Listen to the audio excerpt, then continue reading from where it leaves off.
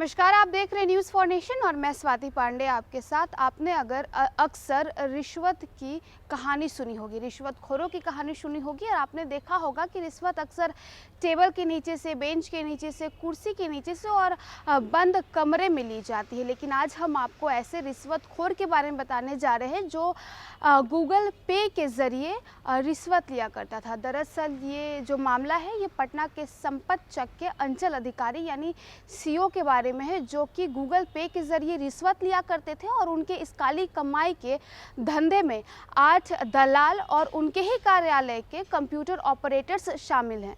पटना जिले के संपत चक अंचल के अंचल अधिकारी यानी सीओ सरकारी दफ्तर के समांतर अपना एक निजी कार्यालय चलाते थे।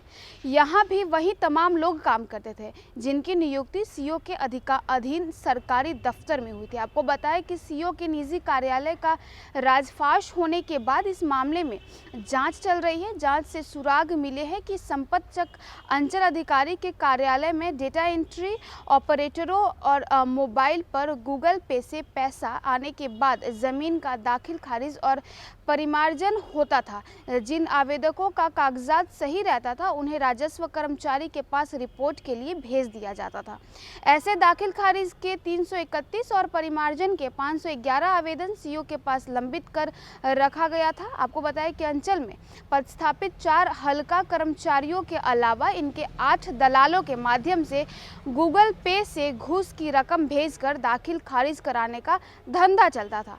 पटना सदर अनुमंडल पदाधिकारी श्रीकांत कुंडलिक खांडेकर की जांच रिपोर्ट में इसके साक्ष्य मिले हैं। रिपोर्ट के आधार पर सीओ के स्पष्टीकरण भी मांगे गए हैं।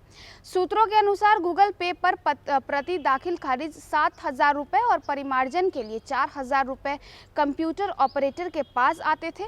इससे ऊपर का पैसा दलालों और राजस्व कर्मचारी और सीओ के बीच में बंटवारा होता था। जमीन का रिकॉर्ड संभालने वाला यह अधिकारी अपने कार्यालय को काली कमाई का कारखाना बना रखा था। जिलाधिकारी डॉक्टर चंद्रशेखर सिंह ने खुफिया सूचना के आधार पर 18 नवंबर को रात 9 बजे पत्रकार नगर थाने के मुन्ना चक मोहल्ले में संपत चक सीओ नंदकिशोर प्रसाद नंदा का अवैध कार्यालय पकड़ा गया। आपको बताया कि छापेमारी के बाद शनिवार को अनुमंडल पदाधिकारी ने संपत चक अंचल कार्यालय के निरीक्षण के दौरान कमलेश ठाकुर ने शिकायत दर्ज की है और कि सीओ द्वारा अवैध तरीके से दाखिल खारिज के दम पर जमीन कब्जा करा दिया गया। इसमें मनोज कुमार शामिल है जिसमें पत्नी के नाम पर जमीन ली गई है। अंचल कार्यालय के कंप्यूटर ऑपरेटर में शंकर कुमार और इंतखाब आलम के मोबाइल की जाँच में 8 मोबाइल नंबर से दाखिल खारिज के लिए रिश्वत की राशि भुगतान और कागजात व्हाट्सएप पर पाए गए। जिन नंबरों से दाखिल खारिज के लिए कागज और पैसे आते थे, जांच में हल्का कर्मचारी विनयशील प्रदीप विश्वकर्मा, तैशीद अहमद और उनके दलालों के बारे में पुख्ता सबूत एकत्र कर जिलाधिकारी को रिपोर्ट सौंप दी गई है। तो देखिए, आज के इस डिजिटल युग में डिजिटल रिश्वतखोरी भी चल रही है।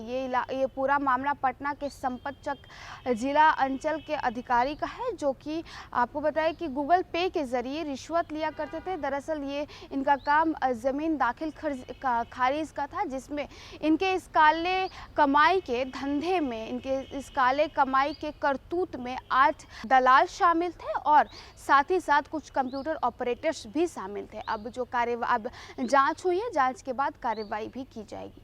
तो चलिए, इस खबर में बस इतना ही। और भी वीडियोस अपडेट्स के लिए आप देखते रहे न्यूज़ फॉर नेशन।